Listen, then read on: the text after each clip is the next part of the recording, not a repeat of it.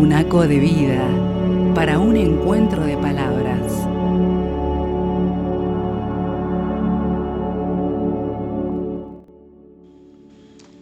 Lucila Maraga nació en La Rioja, en Salicas, departamento Los Sauces. Es maestra normal, que fue una defensora de los derechos laborales docentes y de todas las luchas que se desarrollaban en la búsqueda de una sociedad más justa, no encontrando en este sistema que no responde a los intereses del pueblo.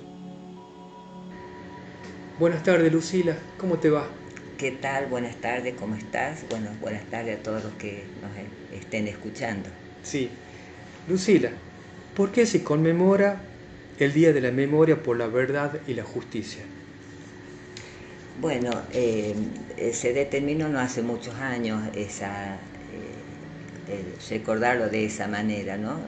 Yo siempre le sumo a la reflexión, a tener memoria de todo lo que ha sucedido, también le sumo el hecho de que tenemos que repudiarlo al golpe, o sea, recordar a nuestros compañeros y compañeras, pero también repudiar y tener presente lo que hizo la dictadura cívico-militar en ese momento, ¿no? Entonces, un 24 de marzo están los compañeros junto a nosotros, están nuestras familias que han luchado para que haya justicia, están presentes los niños que todavía no se recuperaron y la exigencia de justicia. Y sumamos a eso, como te decía, el repudio para que nunca más vuelva a suceder un golpe cívico-militar de destrucción, ¿no? Y el no respeto a la vida. Exacto. Una de las primeras medidas tomadas por el gobierno de facto fueron la suspensión de la vigencia de la Constitución. ¿Qué otras medidas se tomaron en el golpe de Estado del 76? Bueno, yo te cuento de lo que después leí, ¿no es cierto? Porque ya para ese momento un grupo de riojanas y riojanos ya estábamos detenidos, que fuimos detenidos en el año 75. Hablando de La Rioja y que sucedió en todo el país, hubo cesantías, hubo despidos, sí. Hubo restricción en los jóvenes para expresarse como jóvenes, restricción en la forma de vestirse, de cortarse el pelo, o sea, una cosa totalmente autoritaria. Horarios para andar en la vía pública. En la vía pública, con estados de sitio. Hubo allanamientos permanentes por las mismas detenciones, incluso acá en horarios nocturnos. Generalmente se hacía en horarios nocturnos, sí, sin ningún tipo de garantía. Hubo, en el caso de acá de La Rioja, como en el resto del país, desapariciones de compañeros. Acá tenemos la desaparición en La Rioja de Tuco Minué y de Adán Díaz Romero, que han sido identificados quienes los desaparecieron. Ledo también. Ledo fue desaparecido en Tucumán. Sí. Resaltaba el caso de estos dos compañeros porque fueron desaparecidos acá en La Rioja. Claro. Sí, sí. Después vamos a leer la nómina porque son muchos los compañeros y compañeras desaparecidos. Hubo quema de literatura, de material de lectura artístico, de educación, incluso no Pablo Freire, nada que sea un tipo de educación popular. Allí gente del grupo Caliba, precisamente. Exactamente, que existió acá y que incluso fueron detenidos en el 76. No podías ver lo que vos quisieras, sino había una programación con toda una motivación ideológica, ¿no es cierto? La censura. La censura, sí, sí. En la, o sea, lo que es la privación no solamente en lo que vos decías, lo constitucional, sino también en lo sindical, en lo que fue las cámaras del senador, del diputado, y lo que fue en la justicia, lo pudimos comprobar perfectamente con nuestros casos de detenciones, la justicia, ¿no? Los jueces estaban respondiendo a esos nuevos dictámenes que se hacen específicamente a partir del 76. Sí, sí.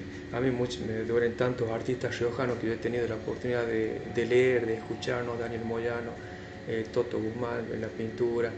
Y bueno, yo veo tanto que hicieron por el arte, por la cultura, tanto no solamente riojana, sino nacional y mundial. También muchos de estos autores hoy son consagrados a nivel mundial, ¿no? Que acá en La Rioja todavía no los valorizamos como corresponde. Una pregunta que te quiero hacer, importante, Lucila. ¿Qué causas anteriores dieron origen al 24 de marzo del 76? Porque sí hay causas muy contundentes, muy fuertes para que se haya llegado a ese acontecimiento. Sí, recordemos que en general la Argentina ha estado con muy pocos tiempos de democracia y venía un nuevo golpe, un poquito de democracia y de vuelta un golpe militar. Sí, nace en la década del, perdón que te interrumpa, en la Sí, década del 30, del en la 30. década infame, y ahí comienzan los Ya golpes comienza. ininterrumpidos en Argentina. Entonces, y cada uno iba marcando, ¿no es cierto?, una determinada su impronta, como en el 66 Onganía. Lamentablemente su impronta sanguinaria. Exactamente, y de cada vez mayor restricción, Sí. como Onganía entró a las universidades y prohibió toda actividad que hasta ese momento se hacía. Nada más que del 76 ya vino con más fuerzas y vino, ¿no es cierto?, ya adquiriendo metodologías que se han implementado en otros lugares, más feroz, de mayor restricción y con una gran apoyo de la parte civil. Tengamos en cuenta que ya en el año 72 tenemos el fusilamiento de los compañeros y las compañeras en Trelew. Después está en junio cuando fue lo de Ezeiza también, la masacre de Ezeiza. Sí. Tenemos fue el 20 de junio. El 20 de junio. Sí. Después tenemos también en el año 74 ya se dicta una ley que es de aniquilamiento a lo que ellos llamaban subversión en ese momento, que específicamente fue en Tucumán. Expresa de esa manera del aniquilamiento de la subversión. Ya en el 75 se da la ley, la 2840, que es por las cuales después se comenzaron a hacer las detenciones arbitrarias. Tenemos que ya participó también el comando de las 3A, el Comando de Libertadores de América. Ya en el gobierno democrático se le da pie a que entre, digamos, se lo nombra a Macera y a Videla, o sea, ya comienza a haber una participación más directa de los militares, y con esas leyes les dan, digamos, la vía libre para que se hiciera lo que se hizo, ¿no? Sí. Es más, en las detenciones de los años previos al 76 eran todas sin ninguna autorización judicial, o sea, llegaban de civil, te detenían, te llevaban y vos no sabías a dónde. Sí. Por eso nosotros llamamos que eran secuestros, ¿no? Sí. Porque vos no sabías hasta a dónde te llevaban. Entonces, cuando ya es el golpe, venimos caminando todo eso, aparejado a todo esto que decimos de la parte de terror y de represión, venían las luchas populares, que fundamentalmente el golpe llega por eso, ¿no es cierto? Así encontramos las luchas en la Mercedes-Benz, en Villa Constitución, el Cordobazo, el Mendozazo, todas los que se venían desarrollando, en Tucumán, las azucareras, todas las luchas, los ingenios que se han ido cerrando. Entonces había mucha efervescencia y lucha popular, y como nunca se había unido esta lucha obrera, estudiantil, y con los sectores, ¿no es cierto?, de la iglesia, que en ese momento estaban al lado, ¿no es cierto?, del que más necesitaba. Y también jugó, porque vos recién hablabas de la cultura, un rol muy importante el teatro, ¿no? El teatro independiente, ese teatro popular que llevaba, ¿no es cierto?, esa impronta de llegar a los lugares más lejanos, a hacer llegar todo lo que era ese tipo de cultura popular, ¿no? Sí, sí, así nos encontramos frente a toda esta efervescencia de lucha. Viene este golpe cívico-militar que implanta un plan político, económico, ¿no es cierto?, en defensa de estos intereses que estaban en peligro, que eran de los sectores de poder, del sector empresarial. Así es, así es. Bueno, este golpe de Estado dio comienzo al autodenominado, mejor dicho, proceso de reorganización nacional, que fue la más atroz dictadura que asoló a nuestro país. Por ejemplo, de esto pasó también simultáneamente esta dictadura cuando en otros países también había dictaduras como de América Latina, ¿no? Como en Brasil, como en Bolivia, Paraguay, por ejemplo. ¿Qué consecuencias dejó el 24 de marzo acá en Argentina? Eh, Aún seguimos sufriendo hoy, ¿no es cierto?, las consecuencias de todo lo que se planificó, porque esto también hay que resaltar que todo lo que hizo este gobierno cívico, digamos, nosotros llamamos terrorismo de Estado, Sí, porque sí. ocuparon todas las áreas. Cuando vos decís plan, también viene por el plan Cóndor que se implementó, que ¿no? se ha implementado, ¿no es cierto? Exactamente. Porque ellos han hecho un plan sistemático de destrucción. No era una cosa casual, ni que lo han programado para que esté Premeditado. destrucción. Sí, sí. Tanto afuera, ¿no es cierto?, en lo que vivían las sociedades, en este caso más cercana, ¿no es cierto?, a nuestra sociedad riojana, y también un plan sistemático de destrucción en las cárceles y en los centros clandestinos de detención, que ellos a diferencia de los golpes anteriores en Argentina, han implementado, además de las torturas feroces, la desaparición de compañeros de una manera sistemática. Y también el hecho de la apropiación de los bebés de las compañeras que estaban embarazadas, ¿no? Entonces, y una marcada impunidad en todo lo que ellos han hecho, utilizando, como decía, todos los lugares y las fuerzas supuestamente que son del Estado, las cuales nos tendrían que proteger y no cometer semejantes atrocidades, ¿no? Esa impunidad, esa destrucción que hicieron en ese momento, hasta el día de hoy la tenemos, porque hoy ¿en qué se expresa esa impunidad?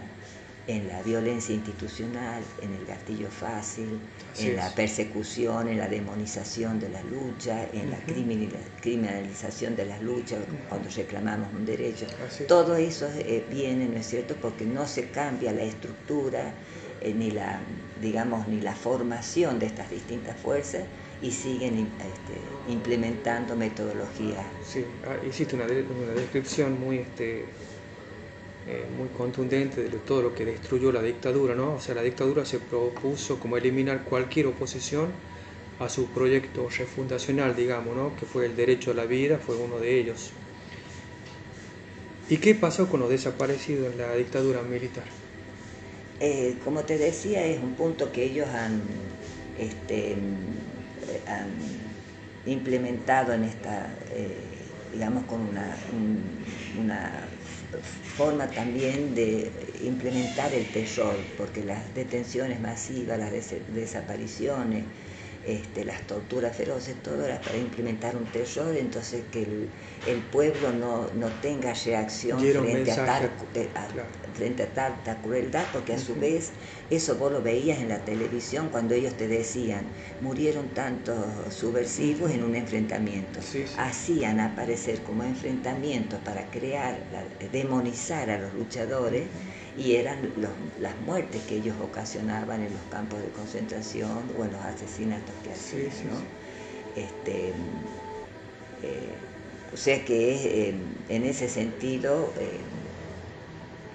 han tenido una, digamos, una coordinación, y como vos nombrabas hace un rato el Plan Cóndor, que no ha sido solamente en Argentina, sino En otros en países todos vecinos, países sí, de sí, sí, Latinoamérica. que sufrían también las mismas, digamos, miserias económicas Económicas, principalmente, ¿no? sí. Y todo siempre, bueno, porque esto también está relacionado con las historias antiguas de nuestra Latinoamérica, ¿no? De siempre todas nuestras industrias regionales fueron destruidas.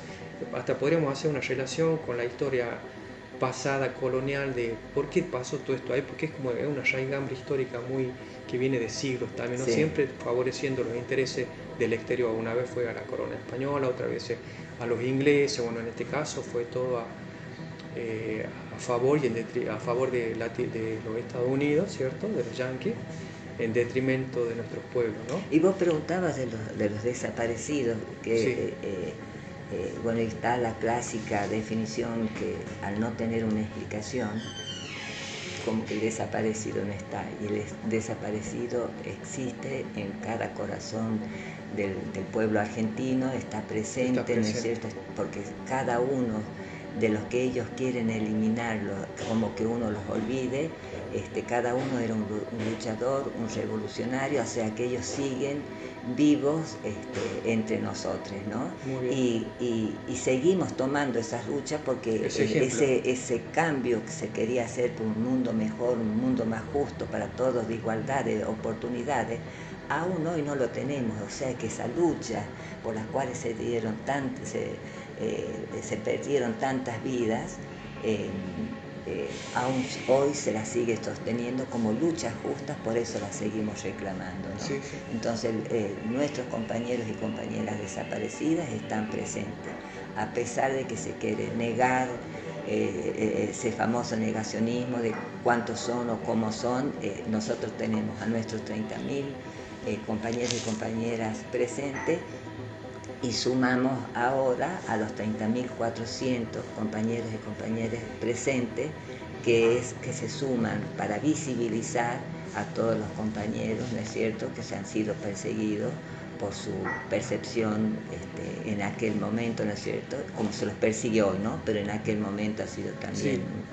Otro de los grandes perseguidos de esos tiempos, de esta historia triste de Argentina, fue Monseñor Angelelli, que fue, como recién decía, un revolucionario. Él estuvo en el Segundo Concilio Vaticano, tuvo toda esta concepción de hacer otra iglesia, ¿no?, al servicio del pueblo, ¿no? Él era un trabajador, un obrero del pueblo, ¿no? Yo muchas veces relaciono un poco los tiempos históricos, si se podría decir, y yo creo que también tiene que ver mucho en los jesuitas con Ignacio de Loyola cuando crea la orden de los jesuitas. Ellos estaban a favor acá en América de los indígenas, ayudaron muchísimo, fue una especie de primer socialismo, ¿no?, de trabajar todo en comunidad, aportar todos.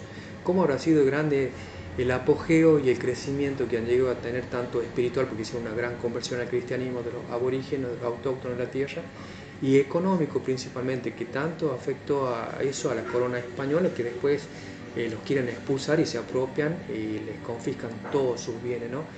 Relacionando con este gran hombre que fue ya beato, Enrique Angelelli, ¿cuánto te influyó la pastoral de Angelelli en vos? Bueno, te decía hace un rato vamos a aquellas épocas que nosotros éramos muy jóvenes y estábamos en la búsqueda, ¿no es cierto?, de esto, de cómo cambiar la sociedad para que sea una sociedad más justa, ¿no? En medio de ese caminar y de esa búsqueda, que hay mucha influencia de lo que fue la Revolución Cubana, lo que fue Allende en Chile con la implementación del socialismo, que se podía ver que había otro sistema diferente que favorecía a los sectores populares. Estando en esa búsqueda, viene Angelelli en el año 68 acá a La Rioja, con su pastoral, una pastoral nueva de la iglesia, ¿no es cierto?, de implementar lo que vos decías cuando él participó en el concilio, implementar lo que se había determinado, cosas que no se hizo a nivel nacional acá. Hubo excepcionales los obispos o los sacerdotes que han Hubo como implementado. dos iglesias, digamos. Claro, Sí, que sí. se implementaron. Sí. Entonces, eso de venir con esa entrega al prójimo, al pueblo, al acompañar, porque él ¿qué hizo? Llegar a conocer La Rioja, no vino a enseñarnos y a traernos cosas como desde arriba. Él la caminó, la vivenció, grabó a la gente de los pueblos que él iba recogiendo, y ahí iba dejando esta nueva forma, ¿no es cierto?, de vivencia de la iglesia. Dejar esa caridad que teníamos los cristianos para hablar de solidaridad, algo más profundo, para hablar de compromiso, que no es cuando yo tengo tiempo, cuando me quede algún espacio, no, el compromiso significa esa entrega para cuando es necesario actuar, no estar especulando con lo individual, sino con lo colectivo, ¿no? Toda esa impronta que ha ido poniendo Angelelli, y que lo demostró en los momentos más difíciles, cuando ya fue con el tema de la usura acá en La Rioja, que tuvo que enfrentar, recordemos, todo el tema de la usura, que tuvo mucha demonización por eso, que se creó un diario, el diario El Sol, exclusivamente para demonizar lo que él estaba haciendo con los sacerdotes, claro, Entonces, por eso, cuando llegó hay cartas que nosotros las tenemos, que esa salió cuando se hizo el juicio.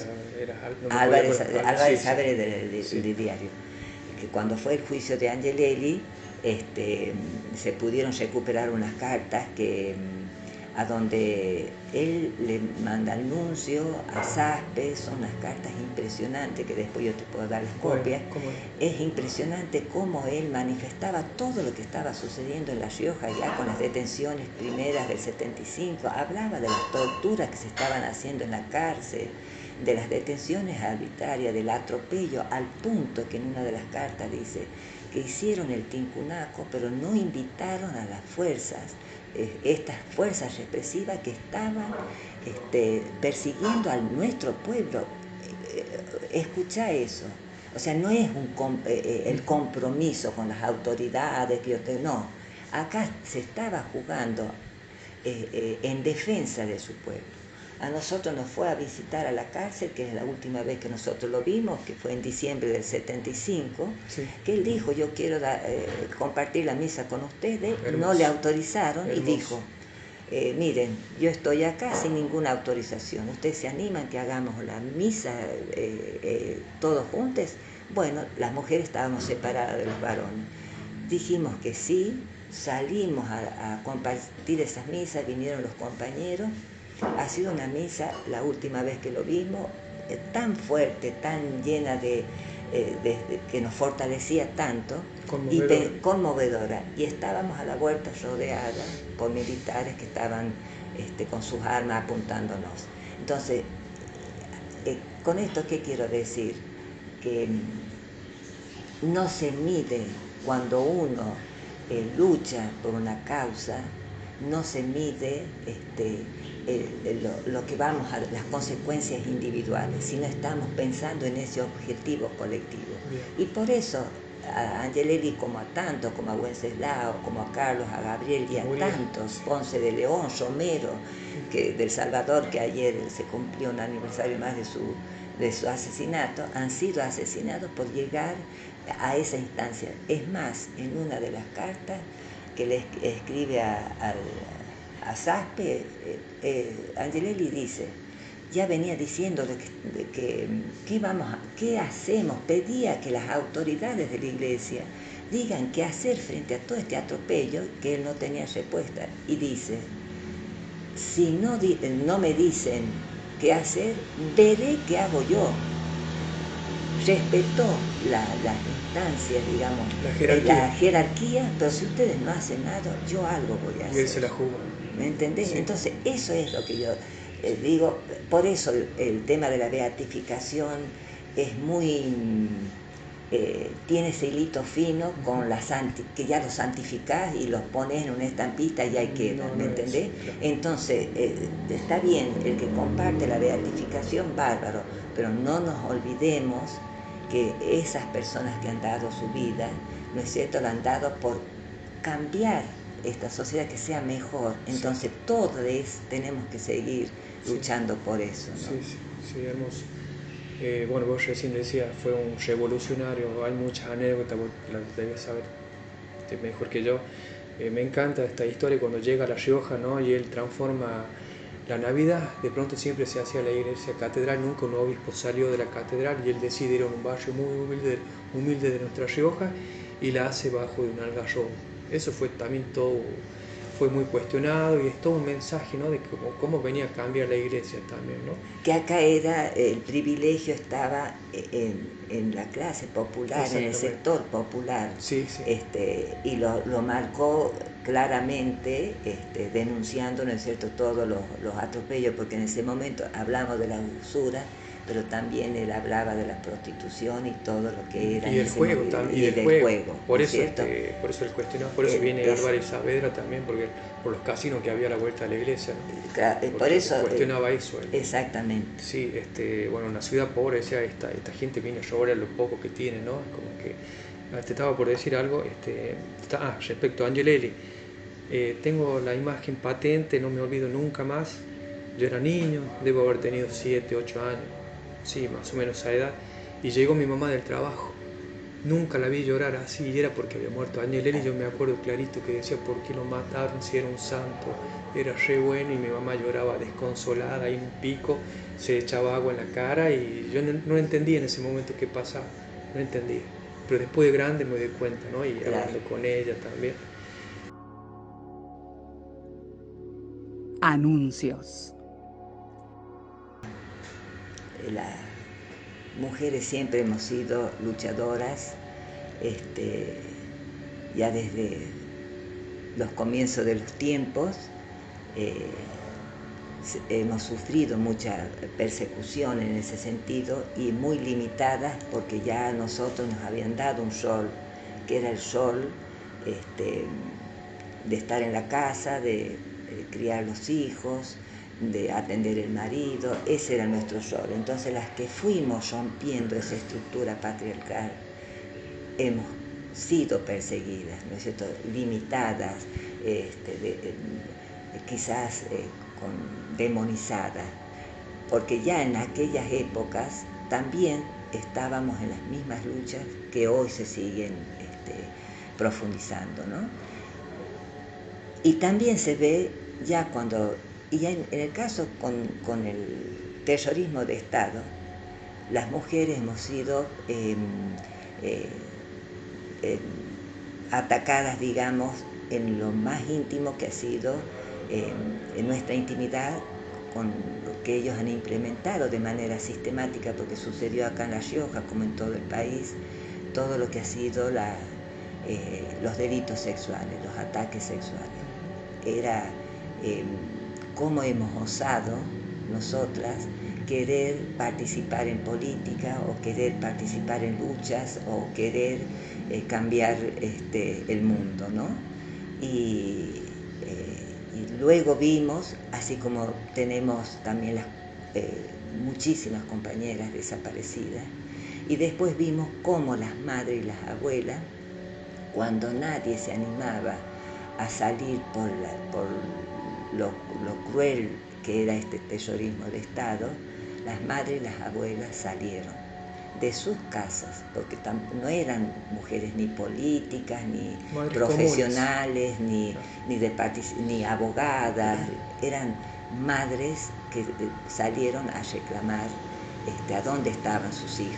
Y después las abuelas, ¿no es cierto?, que surgen las abuelas para reclamar sus nietos, porque se comenzó a conocer de muchas compañeras que habían sido secuestradas, embarazadas. Sí. Un ejemplo en ese sentido, ¿no?, que no han tenido el temor de salir, sabiendo las consecuencias, porque sabemos que han desaparecido tres madres en un comienzo, como para atemorizar al resto, y sin embargo las madres, las abuelas han continuado, ¿no? La señora Noguera creo que era una de las pioneras, ¿no? Una de las tantas que comenzó al principio. Que comenzó, y ahí está la Azucena Villaflor, bueno, nuestras familias, nuestras mujeres de la familia que nos iban a visitar a las cárceles, sabiendo lo que eso significaba, que eran requisadas, humilladas, para que nos puedan ver a nosotros. O sea, transitar todo eso de requisas vejatorias para poder ver a su familiar. Y bueno, y las luchas que se han seguido haciendo, ¿no es cierto?, acá en la provincia, presentando habeas corpus, hablando con los jueces, o sea, nuestras madres, nuestras hermanas, nuestras esposas han sido unas, digamos, luchadoras firmes para conseguir incluso por décadas también, ¿no? y que ahora seguimos, ¿no es cierto?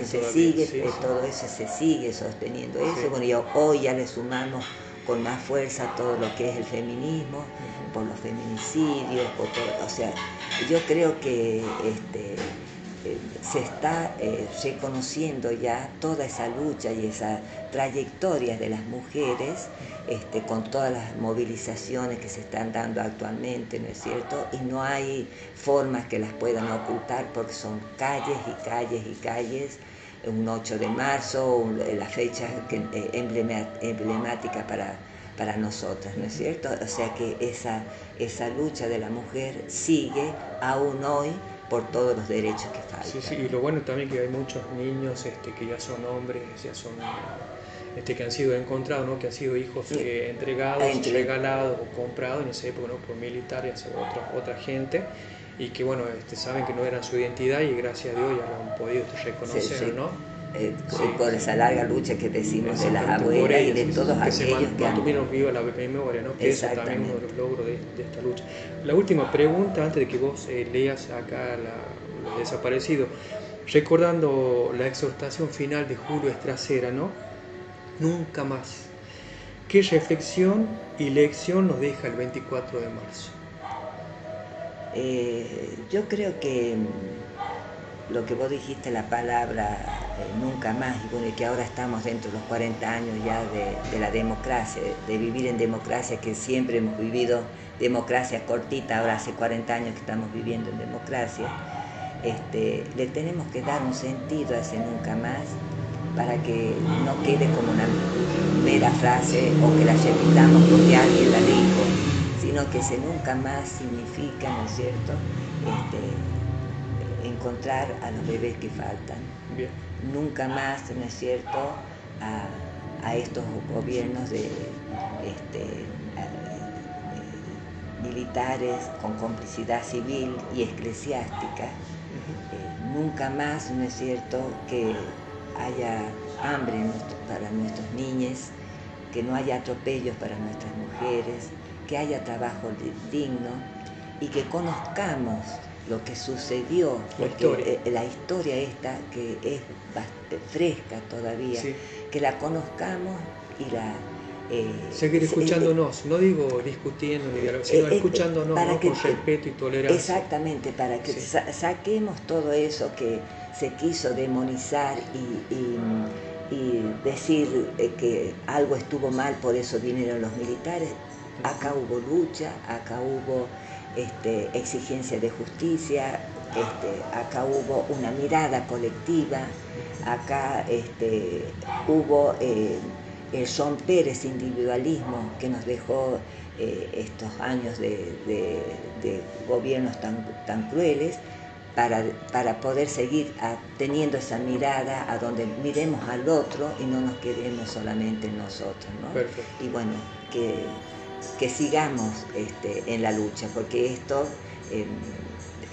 todavía nos falta mucho, pero lo importante es que hay jóvenes que vienen caminando con mucha fuerza y nos siguen impulsando a los de más edad, ¿no es cierto?, para que sigamos en la lucha y sigamos buscando esa justicia. Sí, yo si puedo hacer un pequeño comentario después de tu testimonio, o sea, viendo un poco lo que pasó en nuestra historia en esos años, fatídicos años, no dejarnos llevar por las ideologías al extremo, no tener el famoso fanatismo, ¿no? Que muchas veces nos hace tener una anteojera y no podemos escuchar al otro. ¿Qué es lo que pasó ahí? Cada uno tenía su pensamiento, su ideologismo, su partidismo muy extremo, ¿no? Y ahí estaban enfrentados sus diferentes partidos, sus ideologías, y lograron enfrentarse violentamente. O sea, el tema es también, me parece, decir no a la violencia,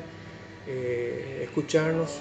Estamos en democracia, hay muchos partidos políticos, bueno, ahora hay unas creencias muy extremistas por un lado que me parecen aberrantes, tanto de otro lado también, y nosotros también aprender a controlar nuestro pensamiento, ¿no? De no dejarnos llevar por ningún fanatismo, que sería la palabra, que los fanatismos son los que terminan en actos de violencia, ¿no? Así como hay, no quiero decir los cuadros de fútbol, ¿no? Que hay unos que son muy partidarios de una camiseta, otro de otro, y cuando juegan o se enfrentan, allí vienen los desmanes, ¿no?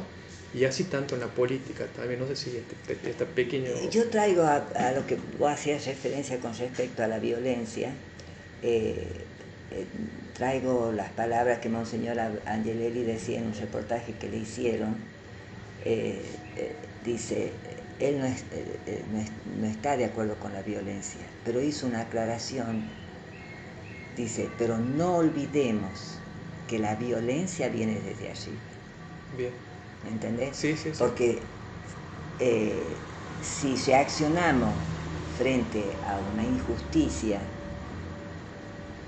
es porque alguien está avasallando ese derecho, ¿no es cierto? Sí, si hay un feminicidio y el Estado no reacciona, reaccionamos nosotros. Si hay hambre y hay niños que son abusados, bien, y el Estado no responde, reaccionamos nosotros. ¿Qué hace el Estado? Reprimirnos. Pero la violencia no es de acá, es que el Estado no está respondiendo ni está garantizando los derechos. Entonces, cada uno buscamos la forma de expresar esa falta de derecho, eso que nos están vulnerando de alguna manera, ¿no? Muy bien, muy bien. Bueno, vamos a leer la lista de nuestros desaparecidos y desaparecidas, y nosotros le sumamos también el caso de los asesinados, ¿no es cierto?, que son nuestros mártires. Siempre que los nombramos, ahora no lo vamos a decir porque son muchos y nos demoraríamos mucho, pero siempre los nombramos y decimos presente, sí, que eso nos enseñó la compañera Ana María Lancilotto, que cuando le dieron la libertad. Bueno.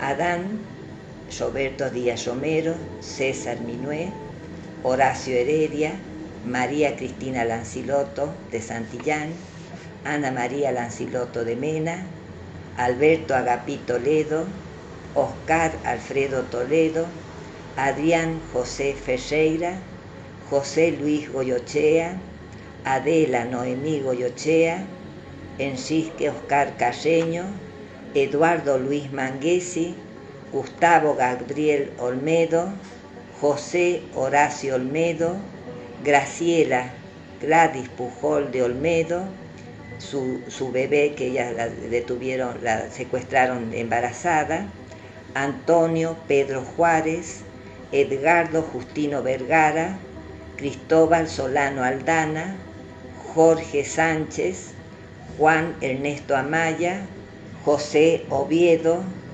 Dardo Nicolás Contreras, Roberto Justiniano Nieto, Gloria Isabel Joaquín, Norma Eleonor Joaquín, Luis Pablo Jurmusi, Saúl Haroldo Fuentes, Víctor Hugo Ávila, Simona Gómez de Albornoz, Liliana Castillo Barrio de Ovejero, que también la secuestraron embarazada, Roberto Héctor Morillo, Claudio Benjamín Gaetán, Jorge Anselmo Carrizo, Enrique Angelelli, Carlos de Dios Murias, Gabriel Longueville, Wenceslao Pedernera, el soldado Roberto Villafañe, Mario Oscar Cabral Barros, Rubén Humberto Salvadeo, Juan Nicolás Gaetán, Dolinda Isora Arroyo y Evelina Rosa Ávila. Presente por siempre. Presente. Muchas gracias por tus palabras, por tu tiempo, Sila. Te agradezco muchísimo. No, gracias a vos. siempre a disposición. Lectura del día. El torturador y las fichas del tiempo, dedicado a Daniel Moyano, faro y violín de las palabras. No solo nos duelen estos golpes, torturador, nos duele sufrir cuando ya se ha sufrido. El tiempo no destruye el dolor, lo anestesia y le apila otros dolores. De toda brasa queda un rescoldo en la memoria. Bajo las cicatrices duerme el pus de las penas. Por eso el sonido de una bofetada nos devuelve ecos sepultados, porque el tiempo subcutáneo se nos derrama a flor de piel. La gente como vos, torturador, no respeta el pasado de la gente. Cualquiera que nos lastime está escupiendo nuestro pasado. Aquí, de la nariz que me rompiste, torturador, me chorrean olores de ausencias, jazmín de cabellos soñados. Golpeas en mi estómago la rabia que dejó el hambre en la niñez. Vomito pánicos tan antiguos como la humillación de un pobre, y un sudor de caballos perdidos me acalambra las piernas. Estas manos despellejadas ya tenían otras huellas de botas, tenían las fisuras que deja el agua que no se puede retener. No me arañas solo el rostro y la dignidad, me arañas los hematomas que dejaron las caricias al marcharse, me arañas las quemaduras que dejaron los asaltos de la muerte, me arañas sobre las llagas que dejó el silencio de Dios. Por eso, torturador, no voy a golpearte ahora. Vendré mañana, cuando tu orgullo esté apestado con la deshonra y el desprecio, cuando tengas desamparo acumulado en las arrugas, cuando el futuro te vuelva al pasado, vendré, y ya no importará si te golpeo con un puño, una orden judicial o un poema, porque bastará con un aletazo a la primera ficha para hacer caer el oscuro dominó de tu historia.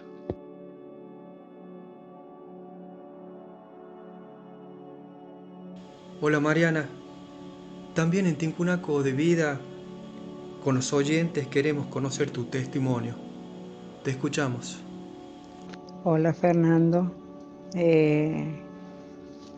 Bueno, me pediste que te diera mi opinión sobre el 24 de marzo, Día Nacional de la Memoria por la Verdad y la Justicia. Y cuando lo pensé, le puse un título. Y mi título es La otra cara de una misma realidad. Voy a hacer una pequeña reseña de lo que es mi biografía personal para que puedan entender desde dónde, cómo y por qué mi pensamiento sobre estos hechos históricos. Yo nací en la provincia de Buenos Aires, hija de Nelson Brizuela, oriundo de acá de la provincia de La Rioja, y de Ana María Ojeda, entrerriana, nacida en Entre Ríos. Mi padre era primero personal del ejército y luego de la policía de Buenos Aires. Mi madre, una ama de casa y empleada doméstica en una fábrica.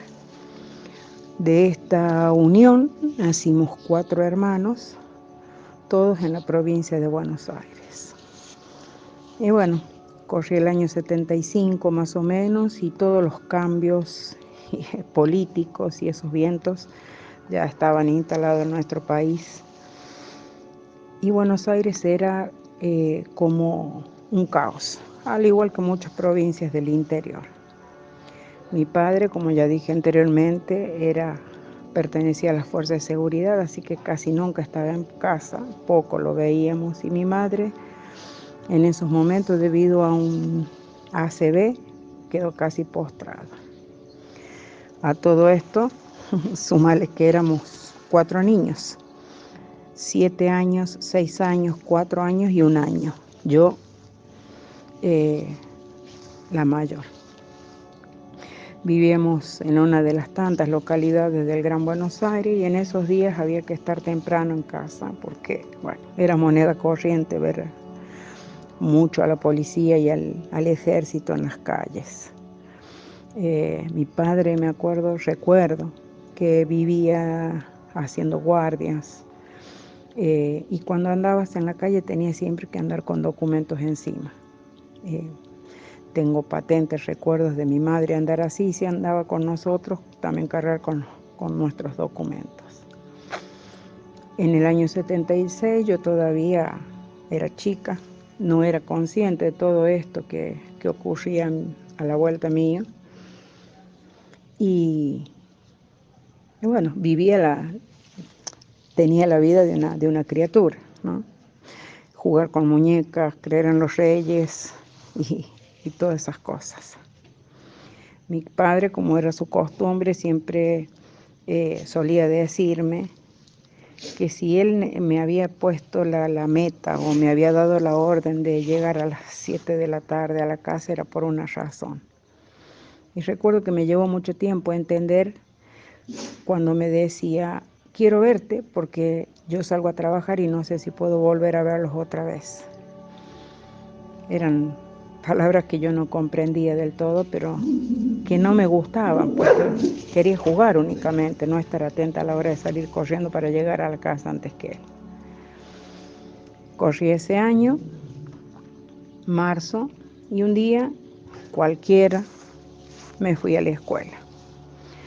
Había sido un día común y corriente, pero no sabía la verdad que a las 6 de la tarde todo eso iba a dar un giro de 360 grados para mi vida. Ese día nunca pasó a ser un día común. Recuerdo que llegué a mi casa, había tanta gente, pero no pensé en nada malo, solo me llamó la atención. Pero al cruzar la puerta, alguien me paró y me dijo así, a secas, tu papá murió. Y fue como si me echaras un balde de agua fría. Corrí hasta mi mamá, la miré y vi que lloraba. Y me decía que tome a mi hermano más chico y que no lo deje solo, que después me iba a hablar.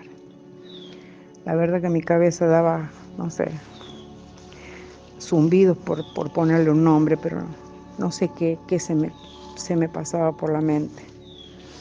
Ten en cuenta que todavía no había cumplido ni 9 años siquiera. Pero sí pensaba que cómo podía ser, si yo esa mañana lo había visto a él irse al trabajo. Y es más, me había dado la orden de que me portara bien y que le hiciera caso a mi madre y que a la tarde me volvía a ver. Y ahora a las 6 me decían que estaba muerto. Yo creo que en ese momento lo único que me pregunté fue, ¿y qué va a pasar con nosotros? No sabía que todo esto iba a cambiar así tan de repente. Recuerdo que me dijeron que el otro día lo íbamos a ir a despedir en el velatorio. Y así fue. Me llevaron a un lugar que era como un salón grande y para entrar me tenían que revisar la policía, que después iba a verlo. No voy a entrar en los detalles de lo feo que fue esa experiencia. Solo voy a decirte que al entrar vi 5 ataúdes y en uno de ellos estaba mi padre, como dormido, pero con la cara lastimada y orificios, que después con los años supe que eran balas. Ya no me iba a regañar por no estar a horario, ya no lo iba a poder abrazar y esperar con mates como lo hacía siempre. Ese día era el 16 de marzo de 1976 y yo, en realidad, con tan poca edad lo estaba despidiendo. Puedo decirte que para mí hubo un nunca más, pero muy distinto al que todos dicen y repiten todos estos años a lo largo de más de 40 años. Sí, nunca más lo vi, nunca más lo abracé, nunca más me crié con él. 4 años después mi madre fallece y por esas cosas del destino, alguien se hizo cargo de nosotros para criarnos. Ese alguien fue el hermano mayor de mi padre, que bueno, impulsado por su esposa y una promesa que ella había hecho a mi padre, determinó traernos y criarnos a todos juntos. Así fue mi llegada a esta provincia que me dio todo. Ellos nos criaron, nos enseñaron valores, principios y un porvenir para que fuéramos personas de bien. pero yo todavía personalmente sentía que algo no había sido justo conmigo y mis hermanos. Y ese alguien era Dios. Puedo decirte que pasaron muchísimos años hasta comprender muchas cosas y dejar de sentir ese enojo con Él. Y con el pasar de la vida me di cuenta que no sirve de nada poner el dedo en la llaga y repetir una y otra vez un nunca más vacío sin sentido. Porque en realidad acá se trata no solo de olvidar los hechos, sino de que las nuevas generaciones que están por delante nuestro aprendan y comprendan que cada uno de ellos depende que de cada uno de ellos depende cambiar la historia, pero sabiendo pensar y razonar y teniendo como premisa que no hay una única verdad, sino hechos con dos caras, como las monedas. Esto que yo te conté someramente fue la otra cara de un hecho, la otra parte a la cual nunca se le preguntó cómo vivió ese acontecimiento, como si esa otra parte de la sociedad no lo hubiera sufrido también. Pues te puedo decir que sí, del otro lado también se sufrió, del otro lado también se desmembraron familias completas, del otro lado quedaron un montón de chicos huérfanos, muchísimas viudas, desamparadas, miles de niños como nosotros quedaron así. Y a la deriva sin tener tal vez la suerte que tuvimos nosotros de que alguien nos cobijara y nos criara, como fue en mi caso. Como siempre te digo, la verdad no es verdad si no se cuenta las dos caras de la misma moneda. Por lo que a mí me concierne, aprendí que lo que pasó fue un acto mal, que se efectuó mal de ambos lados. Obvio que aquí hago referencia a lo que es el gobierno y a lo que es la sociedad. Creo que de las dos partes se actuaron mal, pero ya no se puede cambiar. Y comprendí que del otro lado se sufrió muchísimo, al igual que lo sufrimos nosotros. Mi familia se desintegró con la muerte de mi padre, pero con el tiempo aprendí a perdonar y a tener la esperanza de que un mundo mejor podía haber, un país mejor, también para mis hijos. Hoy entendí que Dios, en su misericordia, también es muy infinito. Ya no estoy enojada con Él. Y comprendí que Él sabe lo que hace y cómo lo hace. Pues si estos acontecimientos que te narré anteriormente no hubieran sucedido así, yo tal vez nunca me hubiera criado aquí y jamás hubiera venido a vivir en La Rioja. Y creo que en ese momento hice las paces con Dios y tuve la paz en el corazón y en el alma. La verdad, la grieta no es grieta si de ambos lados no se ponen de acuerdo y en realidad aceptan cada uno su culpa. Porque así como se cometieron errores de ambos lados, también hay que saber aceptar las culpas por ambos lados. No fue fácil. Yo viví situaciones donde vi gente fallecer, donde se pusieron bombas en los colectivos sin tener en cuenta que había niños, viejos, ancianos, gente grande, chica, que tal vez no tenían ni idea de todo esto que pasaba o que trataban de mantenerse al margen y lo mismo lo pagaron con su vida. Bueno, creo que la cuestión no está en poner el dedo en la llaga una y otra vez como algo automático. Creo que la cuestión está en enseñarles que esto no puede volver a pasar, pero enseñarles a no tener un fanatismo, a pensar, a razonar, y que todos aprendan de que no hay una única verdad y que la verdad de uno no es la única que prevalece, sino la verdad de ambos lados. Siempre hay que escuchar las dos campanas para poder saber la realidad de las cosas. Me enseñaron que para saber la realidad o para saber la historia hay que escuchar las dos campanas. Eso me llevó muchos años, pero bueno, lo aprendí. Lo aprendí realmente con los años y a lo largo de la vida. Pero bueno, comprendí que yo no quiero ser parte de esa grieta ni de ese odio. Quiero dejar algo, quiero ser parte de algo que deje algo mucho más ejemplar, que deje algo mucho más, mucho mejor para estas futuras generaciones que llegan, ¿no? Y que nos van a suceder. Así que bueno, amigos, por otro lado, te agradezco enormemente que me hayas dado esta oportunidad. Y bueno, decirte que la esperanza de que nunca más, ese nunca más que hasta hoy se repite con tanta insistencia, sea no solamente para señalar a una parte, sino que ese nunca más sea para que toda una sociedad y todo un país pueda tener una mejor vida y pueda tener un mejor momento y un mejor pasar. La verdad que eso es lo que más deseo. Muchas gracias, amigo, por darme esta oportunidad y bueno.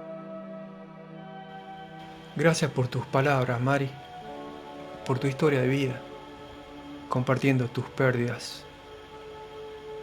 Vos que también atravesaste esa dolorosa época, sé que vos tuviste el gran desafío de transformar el dolor, la herida personal para tu crecimiento humano. Que el vacío que te dejaron allá en Buenos Aires, cuando me sabes decir que hubo un porqué que después vinieras a vivir en nuestra provincia. Y aquí en La Rioja encontraste tu otra familia, la de la vida y los amigos. Muchas gracias, Mariana.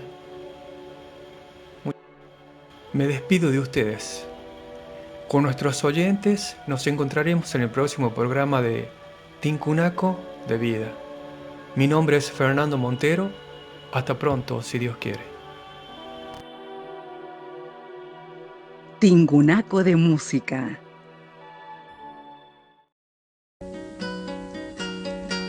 María Elena Walsh, poeta argentina. Tantas veces me mataron, tantas veces me morí. Sin embargo estoy aquí resucitando. Gracias estoy a la desgracia y a la mano con puñal porque me mató tan mal. Y seguí cantando, cantando al sol como la cigarra. Después de un año bajo la tierra, igual que sobreviviente que vuelve de la guerra. Tantas veces me borraron, tantas desaparecí. A mi propio entierro fui sola y llorando. Hice un nudo en el pañuelo, pero me olvidé después que no era la única vez. Y seguí cantando, cantando al sol como la cigarra. Después de un año bajo la tierra, igual que sobreviviente que vuelve de la guerra.